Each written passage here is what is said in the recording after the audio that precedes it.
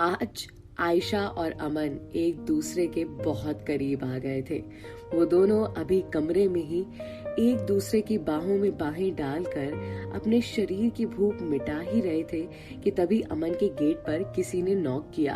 अमन? Gate की knock की आवाज सुनकर अमन और आयशा एक दूसरे के ऊपर से हटे और अपने कपड़े वापस से पहनकर गेट खोलने के लिए आगे बढ़े। आयशा ने जाकर गेट खोला तो सामने अमन की चाची खड़ी थी। चाची को देखकर अमन ने थोड़े असहज भाव में कहा, हाँ चाची बोलिए, आप यहाँ कैसे? वो अमन, तुझे तेरी माँ बुला रही है नीचे। चाची ने अमन और आयशा को गौर से घूर कर देख कर कहा, आप चलिए, मैं अभी आता हूँ। ये कहकर अमन अपने कपड़े ठीक करने लगा। चाची अमन की बात सुनकर चुपचाप नीचे चली गई और चाची के जाते ही थोड़ी देर बाद अमन भी उनके पीछे पीछे नीचे चला गया। अमन और चाची दोनों के जाने के बाद आयशा ने चुपचाप अमन के कमरे में कवर्ड के ऊपर रखे फ्लावर पॉट में से कैमरा निकाल कर अपने हाथ में उसे उठाते हुए खुद में बड़बड़ाते हुए कहा, वाह आयशा, मान गए तुझे, क्या चाल चली है तूने। अब देखो प्राची, क्या दुनिया की कोई भी ताकत मुझे अमन से अलग नहीं कर सकती। और इतना कहकर खुद में जोर जोर से हंसने लगी।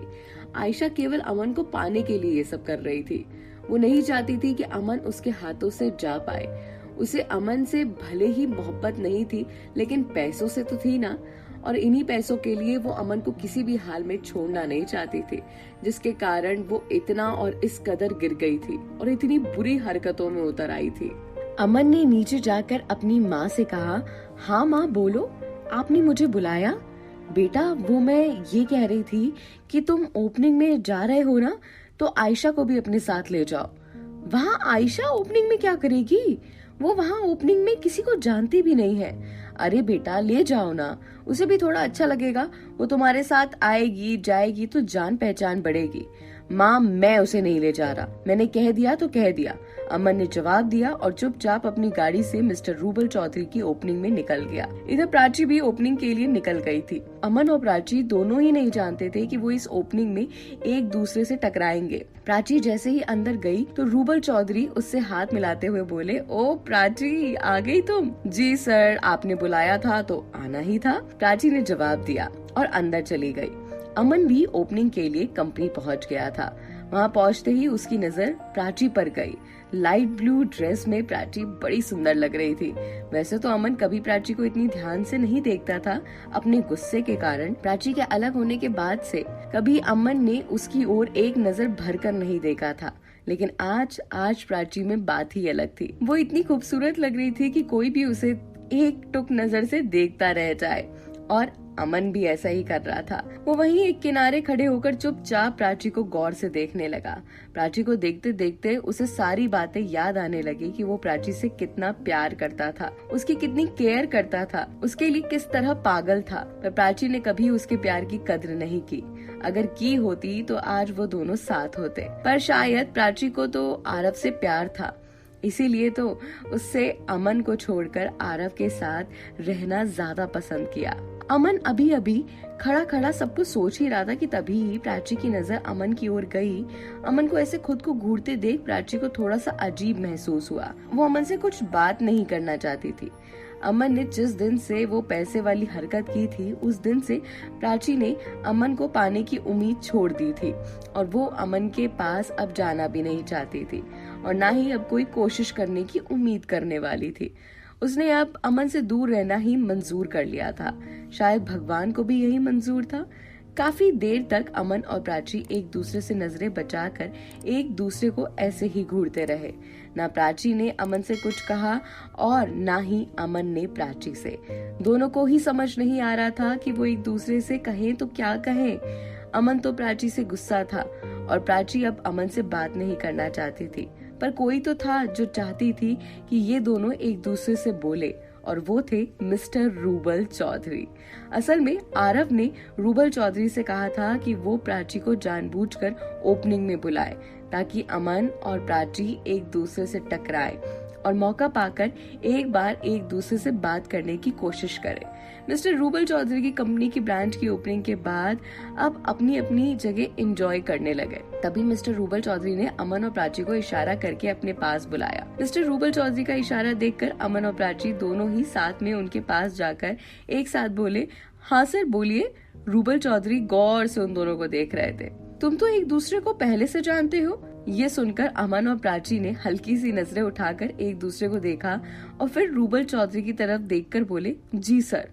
तो फिर तुम दोनों का एक दूसरे से इंट्रोडक्शन करवाने का कोई फायदा ही नहीं है।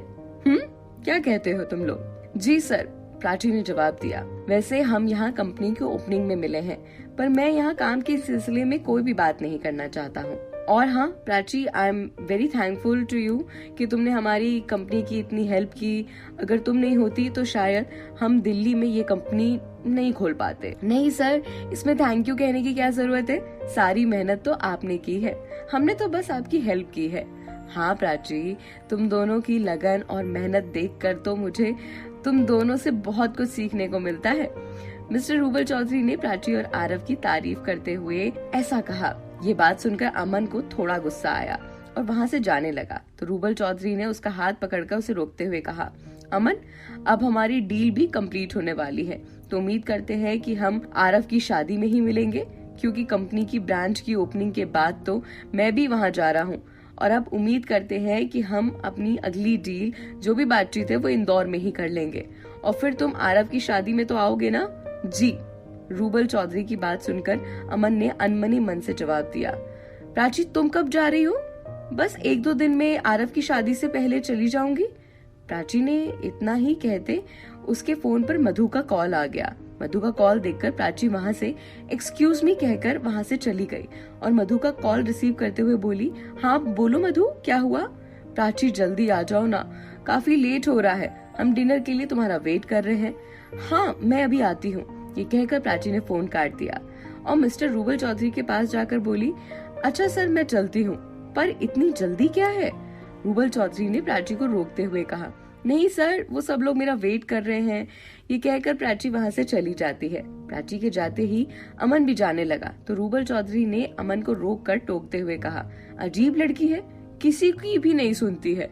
हाँ वो ऐसी ही है। अच्छा तो ठीक है, फिर हम अमन, आरव और रूही की शादी में मिलते हैं। ये कहकर मिस्टर रूबल चौधरी वहाँ से चले गए। उस टाइम तो अमन ने रूबल चौधरी की बात को ध्यान से नहीं सुना और वो वहाँ से अपनी गाड़ी में बैठकर ड्राइव करके जाने लगा। तो उसके दिमाग में रूबल चौधरी की बात आई। रूबल चौधरी ने कहा था कि हम आरव और रूही की शादी में मिलते हैं। ये सुनकर अमन ने खुद में बड़बड़ाते हुए कहा, ये सब क्या हो रहा है? आरव तो प्राची से शादी कर रहा है ना? आरव और प्राची एक दूसरे से प्यार करते हैं ना, तो फिर आरव किसी और लड़की से शादी कैसे कर सकता है? और ये रूही कौन है?